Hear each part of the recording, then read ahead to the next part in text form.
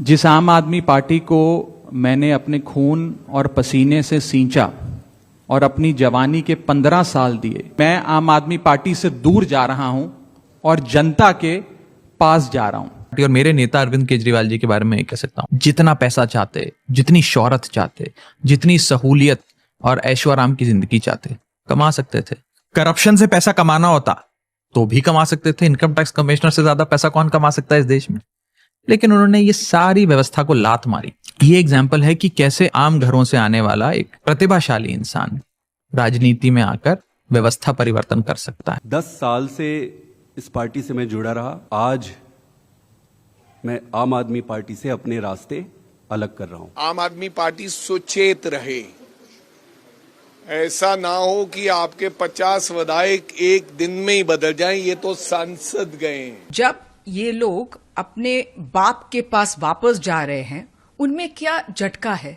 कहां से आया आम आदमी पार्टी? आम आदमी पार्टी आया था बीजेपी और आरएसएस ने बनाया इस पार्टी। आज एक सांप्रदायिक पार्टी भारतीय जनता पार्टी में शामिल हो गए। यही लीडर आपको कहते थे कि ये लोग बीजेपी के बी टीम हैं। अब ये सभी सातों सांसद किस मुंह से कहेंगे जो खुद भाजपा की गोद में जाके बैठ गए? मैंने अपने आप को बर्बाद कर दिया। बताओ किसकी कितनी कुर्बानी है मेरी बराबर? बताओ ये असदुद्दीन ओवैसी की क्या कुर्बानी है? कहां गया था दिल्ली रंगों में? ये बताओ कहां है ये? आपकी सीट को भाजपा को पहुंचाने वाला आपका हमदर्द होगा। आपके नेता को, जिसको पूरा हिंदुस्तान जानता हो, उसे हराने के लिए आ गया, ये आपका हमदर्द है। देखिए, आम आदमी पार्टी का जो जन्म हुआ था वो बीजेपी की बी टीम बनकर ही हुआ था और सिर्फ कांग्रेस को नुकसान पहुंचाने के लिए। लेकिन मेरा दिल कहता है और मेरी थोड़ी बहुत पॉलिटिकल समझ कहती है कि शायद मोदी जी 2026 पूरा नहीं करेंगे प्रधानमंत्री के तौर पर। जब से राघव चड्ढा ने आप छोड़कर भाजपा ज्वाइन की है ऑफिशियली, तब से अगर आप उनका इंस्टाग्राम का पेज देखेंगे तो लगातार लोग उनको अनफॉलो कर रहे हैं और ये एक ट्रेंड चल गया है कि अनफॉलो कीजिए और वीडियो डालिए। यानी कि राघव चड्ढा की जो लोकप्रियता थी वो आपके चलते हुई थी। आपने उन्हें भूमि दी थी जहां से वो राजनीति को अपने इस मुकाम तक लाए कि आज वो इतने इम्पोर्टेंट हो गए कि देश की सबसे बड़ी पार्टी उनको बुला रही है, उसमें शामिल कर रही है। राघव चड्ढा ने कहा कि मैं सही आदमी गलत पार्टी में था और अब वो सही पार्टी में जा रहे हैं। जिस आम आदमी पार्टी को मैंने अपने खून और पसीने से सींचा और अपनी जवानी के 15 साल दिए, वो आम आदमी पार्टी आज पूरी तरीके से अपने सिद्धांतों से, अपने मूल्यों से, अपने कोर मॉरल और वैल्यूज से भटक चुकी है। और अब ये पार्टी देश के लिए नहीं, देश के हित के लिए नहीं, बल्कि अपने पर्सनल फायदे के लिए काम कर रही है। आप में से कई लोग पिछले कुछ सालों से मुझे ये कह भी रहे थे और मैं पर्सनली पिछले कुछ सालों से ये महसूस कर रहा था that I am the right man in the wrong party. I repeat, I am the right man in the wrong party. इसलिए आज हम ये अनाउंस करते हैं, मैं ये अनाउंस करता हूं कि मैं आम आदमी पार्टी से दूर जा रहा हूं और जनता के पास जा रहा हूं। यहाँ पे पार्टी में जाना कोई बात नहीं है, लेकिन हम जब किसी राजनीतिक दल के साथ जुड़ते हैं तो हम नहीं जुड़ते, हमारी विचारधारा उससे मिलती है तो हम उस विचारधारा के चलते जुड़ते हैं कि हाँ, जो हम सोचते हैं लोगों के बारे में, जो हम सोचते हैं देश के बारे में, वही ये पार्टी सोचती है, यही उसका विजन है, इसलिए हम उसके साथ हैं। तो मैं और नेताओं के बारे में तो नहीं कह सकता, लेकिन अपनी पॉलिटिकल पार्टी और मेरे नेता अरविंद केजरीवाल जी के बारे में कह सकता हूं। उन्होंने आईआईटी से इंजीनियरिंग करी। इस देश में आईआईटी में एडमिशन ही इम्पॉसिबल होता है because he was so bright. एक बहुत ही प्रतिभाशाली स्टूडेंट थे, उनको एडमिशन मिला। आईआईटी से ग्रेजुएशन करने के बाद उन्हें एक अच्छी खासी नौकरी मिली। उसके बाद उन्होंने सिविल सर्विस एग्जाम्स दिए, IRS अफसर बने, इनकम टैक्स में भर्ती हुए, इनकम टैक्स में कमिश्नर की रैंक तक पहुंचे। जितना पैसा चाहते, जितनी शोहरत चाहते, जितनी सहूलियत और ऐशो आराम की जिंदगी चाहते, कमा सकते थे। करप्शन से पैसा कमाना होता तो भी कमा सकते थे। इनकम टैक्स कमिश्नर से ज्यादा पैसा कौन कमा सकता है इस देश में? लेकिन उन्होंने ये सारी व्यवस्था को लात मारी। ये एग्जाम्पल है कि कैसे आम घरों से आने वाला एक प्रतिभाशाली इंसान राजनीति में आकर व्यवस्था परिवर्तन कर सकता है। ऐसे में सवाल उठ रहा है, आपकी विचारधारा और भाजपा की विचारधारा क्या एक है या एक थी या एक है? इस पर बहुत चर्चा होने लगी है और चर्चा होने लगी है कि केजरीवाल ने क्या गलत लोगों को, अपॉर्चुनिस्ट लोगों को मौका दिया, जो मौका जब उनको नहीं मिला तो वो दूसरी पार्टी में हो गए, और क्या सीनियर लोगों को केजरीवाल ने इग्नोर किया, क्योंकि जो केजरीवाल ने किया है अब वो उनके धीरे धीरे सामने आ रहा है। जितने भी अपॉर्चुनिस्ट लोग थे, जिनकी भाजपा वाली विचारधारा थी, उनको केजरीवाल ही लेकर आए थे और अब वो धीरे धीरे अपनी मेन पार्टी में जा रहे हैं। ऐसे में बात होने लगी कि असली बी टीम भाजपा की कौन है। जी हां, आइए इस वीडियो की शुरुआत करते हैं। मनीष सिसोदिया ने राघव चड्ढा को क्यों कहा गद्दार? आपके 7 राज्यसभा सांसद बीजेपी में, दिल्ली से पंजाब तक सियासी विस्फोट। नमस्कार, मेरा नाम हैदर अब्बास नकवी है और आप लोग मुझको इस वक्त दा स्वतंत्र पर देख रहे हैं। देश की राजनीति में ऐसा बुछाल आया जिसने आम आदमी पार्टी की नींव तक हिला दी। आपके 2/3 राज्यसभा सांसद यानी 10 में से 7 सांसद पार्टी छोड़कर बीजेपी के साथ खड़े हो गए और सबसे बड़ा नाम है राघव चड्ढा। वही राघव चड्ढा जो कभी अरविंद केजरीवाल के सबसे भरोसेमंद चेहरे माने जाते थे, वही राघव चड्ढा जो टीवी डिबेट में आपका सबसे तेज चेहरा थे, वही राघव जिन्हें पंजाब से राज्यसभा भेजा गया। लेकिन अब वही चेहरा बीजेपी के साथ दिख रहा है और कह रहा है कि मैं गलत पार्टी में था। इसी के बाद आपके वरिष्ठ नेता मनीष सिसोदिया ने राघव चड्ढा पर बड़ा हमला बोलते हुए कहा, गद्दारों के बारे में क्या कहा जाए। सिसोदिया का आरोप है कि जिस पार्टी ने पहचान दी, जिस पार्टी ने संसद भेजा, जिस पार्टी ने राष्ट्रीय चेहरा बनाया, उसी पार्टी को मुश्किल समय में छोड़ देना सिर्फ राजनीतिक फैसला नहीं, विश्वासघात है। तो पार्टी सब लोग अलग हुए, क्या कहेंगे मनीष जी इसको लेकर?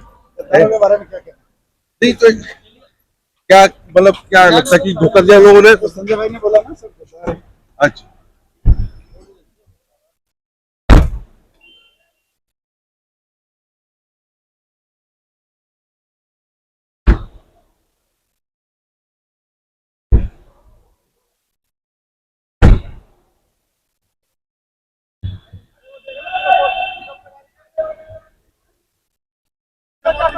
आपके अंदर अब 2 तरह के लोगों की चर्चा हो रही है। पहला वर्ग वो लोग हैं जो पहले पार्टी छोड़कर गए थे, ये कहकर कि पार्टी अपने मूल सिद्धांतों से भटक गई है। लेकिन दूसरा वर्ग है जिसमें राघव चड्ढा समेत 7 सांसद बताए जा रहे हैं। उन पर आरोप है कि उन्होंने पहले सत्ता के सारे फायदे लिए, राज्यसभा की सीट ली, पद लिया, पहचान ली, और अब समय बदला तो रास्ता बदल लिया। आप सभी का बहुत बहुत धन्यवाद। मुझे नहीं पता कि मैं कैसे शुरू करूं और क्या कहूं।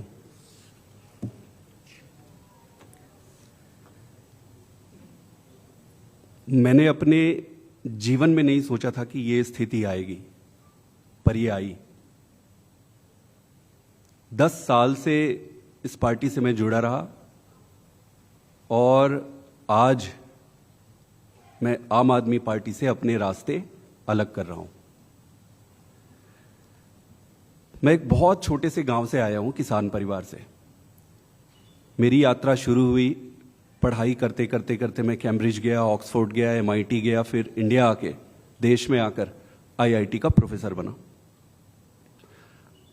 अब आप सोचो कि इतनी पढ़ाई करने के बाद, दुनिया में इतना कुछ अचीव करने के बाद एक व्यक्ति क्यों राजनीति में आना चाहेगा? सिर्फ एक ही मकसद था दिल की गहराई से कि देश के लिए मैं प्रत्यक्ष रूप से कुछ अच्छा कर सकूं। और इसी भावना से इंडिया आया और इंडिया आके फिर राजनीति में जुड़ा। आप खुद ही सोचिए कि जिस व्यक्ति के पास पद, पैसा, प्रतिष्ठा सब कुछ था, उसका और क्या कारण और मकसद हो सकता है राजनीति में आने का?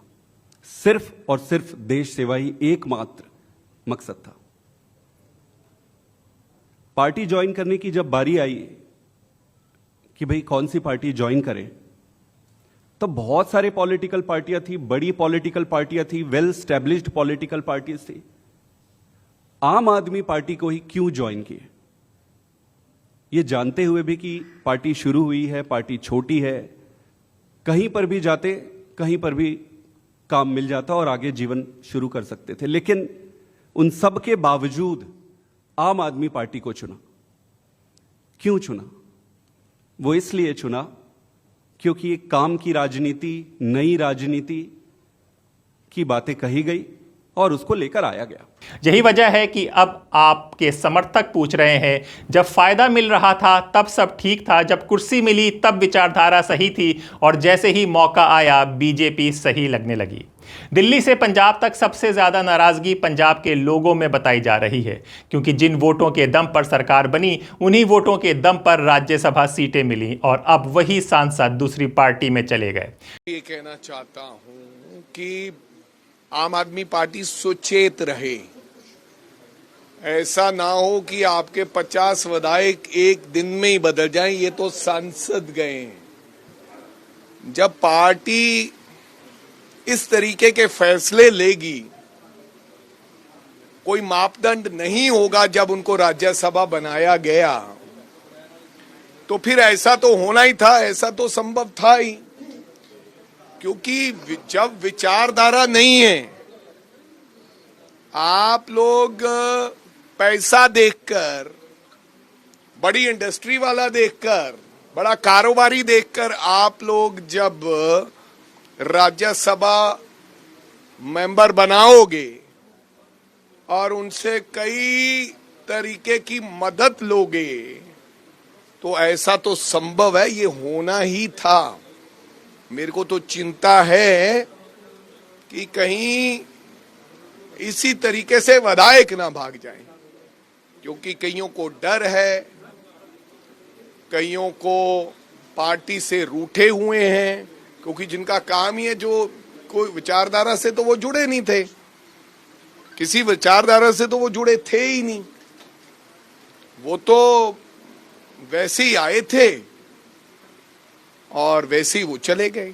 और मैं समझता हूं कि इससे सीख लेनी चाहिए अदर पार्टीज को भी, कि जब आप किसी व्यक्ति को नियुक्त करते हैं किसी पद पे और जहां उसको कोई चीज देते हो तो उसका, यानी सवाल उठ रहा है, क्या ये सिर्फ सांसदों का फैसला है या पंजाब की जनता का ये जनादेश का अपमान? विपक्ष हमलावर हो गया है। कांग्रेस नेताओं ने कहा कि आप शुरू से ही बीजेपी की बी टीम थी। अब जब सांसद खुलकर बीजेपी में जा रहे हैं तो सच्चाई सामने आ गई। वहीं आप अभी एक शब्द इस्तेमाल किया, झटका। इसमें मैं कोई झटका नहीं देखती हूं। ये कोई आश्चर्य के बात भी नहीं है। जब ये लोग अपने बाप के पास वापस जा रहे हैं, उनमें क्या झटका है? कहां से आया आम आदमी पार्टी? आम आदमी पार्टी आया था बीजेपी और आरएसएस ने बनाया इस पार्टी। हमारे ऊपर आरोप लगाया कि भ्रष्टाचार के ऊपर हमारे ऊपर आरोप था, सब बंद हो गया। कोई भ्रष्टाचार कांग्रेस पार्टी ने नहीं किया था। कोर्ट भी बोला हुआ है, जो भी 2G है, कोल भी है, सब कुछ। तो इसमें और एक और बात है, हमारे देश के जननायिका सोनिया गांधी के ऊपर आरोप लगाया था। ये सब कर्मा है अरविंद केजरीवाल के लिए, क्योंकि अभी उनके पास उतना नेता है जो अपने वैगनआर के अंदर बैठ सकते हैं। कर्मा हर बार वापस आ जाता है और कुछ नहीं है। AIM का नाम भी चर्चा में है। समर्थकों का कहना है कि जिस पार्टी पर सालों तक बीजेपी को फायदा पहुंचाने के आरोप लगाए गए, उसने कभी खुलकर बीजेपी ज्वाइन नहीं की, लेकिन जो खुद दूसरों पर उंगली उठाते थे, आज उन्हीं के सांसद बीजेपी में है। जो अरविंद केजरीवाल ये कहते थे कि हम मुसलमानों के हितैषी हैं, जो अरविंद केजरीवाल सेकुलर होने का दावा करते थे, उन्हीं के पार्टी के 7 सांसद आज एक सांप्रदायिक पार्टी भारतीय जनता पार्टी में शामिल हो गए। सोचिए कि चुनाव के दौरान में MIM के बारे में यही लीडर आपको कहते थे कि ये लोग बीजेपी के बी टीम हैं। अब ये सभी 7 सांसद किस मुंह से कहेंगे जो खुद भाजपा की गोद में जाके बैठ गए? मुझे तो शक है कि कहीं ये अरविंद केजरीवाल के इशारे पर तो नहीं गए। मुझे तो शक है कि कहीं आम आदमी पार्टी के लीडरशिप के इशारे पर ये लोग बीजेपी के साथ चले गए ताकि इनका मामला, इनका फाइल बंद हो जाए। यही हकीकत है, यही फसाना है। मुझे हैरत होती है कि जो नेता आपके गलियों में घूमते फिरते थे और आम AIMIM को, बैरिस्टर ओवैसी साहब को न जाने क्या क्या कहते थे, बीजेपी की बी टीम है, ये है, फला है, वो हमारे विधायक जो एक मुस्लिम विधायक हैं आम आदमी पार्टी के, वो आज क्या कहेंगे? मैं उनसे पूछ रहा हूँ, कहाँ गए आपके यही सारे सांसद जिनके पीछे आप घूमते थे? ये सब तो बीजेपी में चले गए बाबू भैया, अब आपका क्या होगा? कहीं और लोग भी तैयारी तो नहीं कर रहे? आज 7 गए, कल 17 चले जाएंगे, परसों 37 चले जाएंगे। मुसलमानों, ये सब आपको बेवकूफ़ बनाते हैं। ये चुनाव के दौरान में सेकुलर बन जाते हैं और हमारी क़यादत की पार्टियों को बुरा भला कहते हैं, बीजेपी के साथ। क्योंकि हम आपको बता दें कि जो पाठक जी भी बीजेपी गए थे तो वो दिल्ली में भी अरविंद केजरीवाल के सलाहकार थे, और उन्हीं लोगों की सलाह में आपके बड़े नेता अरविंद केजरीवाल हो, मनीष सिसोदिया हो, सत्येंद्र जैन हो, जो भी बड़ा नेता था, वो कोई भी मुस्लिम इलाके में कैंपेनिंग करने नहीं गया, वोट मांगने नहीं गया, क्योंकि उनसे कहा गया कि हिंदू वोटर नाराज़ हो जाएंगे अगर आप मुसलमान इलाकों में जाएंगे। मुसलमान तो आपके साथ टिका रहा, उसने सारे आपके कैंडिडेट को जिता दिया, लेकिन जो लोग पार्टी के साथ थे, जिनकी विचारधारा भाजपा वाली थी, RSS वाली थी, आखिर में उन्होंने अपना रंग दिखाया और वापस अपनी मूल पार्टी में चले गए। बात करने लायक है? मैंने अपने आप को बर्बाद कर दिया। बताओ किसकी कितनी कुर्बानी है मेरी बराबर? बताओ ये असदुद्दीन ओवैसी की क्या कुर्बानी है? कहां गया था दिल्ली रंगों में ये? बताओ कहां है ये? आपकी सीट को भाजपा को पहुंचाने वाला आपका हमदर्द होगा? आपके नेता को, जिसको पूरा हिंदुस्तान जानता हो, उसे हराने के लिए आ गया, ये आपका हमदर्द है? ये हमदर्द है? अरे ये हमदर्द नहीं है। पूरा दिन हो गया इसे आधिया, पूरा दिन आपकी वोट को जज्बात के साथ बांटना चाहता है। अभी 25 को फिर आएगा, 27 को फिर आएगा, 30 को फिर आएगा, और आपकी सीट भाजपा को देना चाहता है। आपकी सीट भाजपा को। मुझे यह उम्मीद थी कि मैंने आवाज उठाई है, मैंने आपकी लड़ाई लड़ाई है, मेरे सामने ये नहीं लड़ाएगा, लेकिन मुझे बड़ा दुख हुआ, बड़ा अफसोस हुआ जिस दिन मुझे हराने के लिए ये यहां आ गया। अब सवाल सीधा है, जब आपकी ही पार्टी के 7 सांसद एक एक करके बीजेपी में चले गए, तो बी टीम का ठप्पा आखिर किस पर लगना चाहिए, ये सवाल AIMIM पूछ रही है। आपके अंदर अब सिर्फ कुछ चेहरे बचे हैं। कई लोग कह रहे हैं कि संजय सिंह जैसा नेता ही आखिरी लड़ाकू चेहरा है, बाकी सब सौदेबाज हैं। This is a common tactic of the BJP to get opposition MPs to split or MLAs to split and join the BJP. But it also shows the Aam Aadmi Party MPs who have jumped ship in a very poor light. It shows them to have been very opportunistic, because they have joined a party to which they were supposed to be ideologically and politically totally against. So whether it has been on account of the fear of the ED, which was also being used against some of these people, or whether it is just for lure of something else, one can't say. But it shows them in a very poor light, that they have been very opportunistic. And it also shows AAP in a poor light, because the fact that they gave Rajya Sabha tickets to such people who were so fickle and willing to just jump over to the BJP for opportunistic reasons. It shows even the AAP selection in a very poor light. It's possible that it can face legal hurdles, but the problem is that this decision of whether the Anti-Defection Act can be used against them or not rests with the Speaker, and the Speaker belongs to the BJP. So therefore practically they have seen that they are not likely to face. क्योंकि जितने भी सांसद Rajya Sabha Bhajpa join की है सब upper caste के हैं, अमीर हैं, पैसे वाले हैं। और ये बात जग जाहिर है कि बीजेपी अपर कास्ट और अमीरों की पार्टी है, तो इसलिए कह रहे हैं कि वो वापस अपनी पार्टी में चले गए हैं। देखिए, आम आदमी पार्टी का जो जन्म हुआ था वो बीजेपी की बी टीम बनकर ही हुआ था और सिर्फ कांग्रेस को नुकसान पहुंचाने के लिए।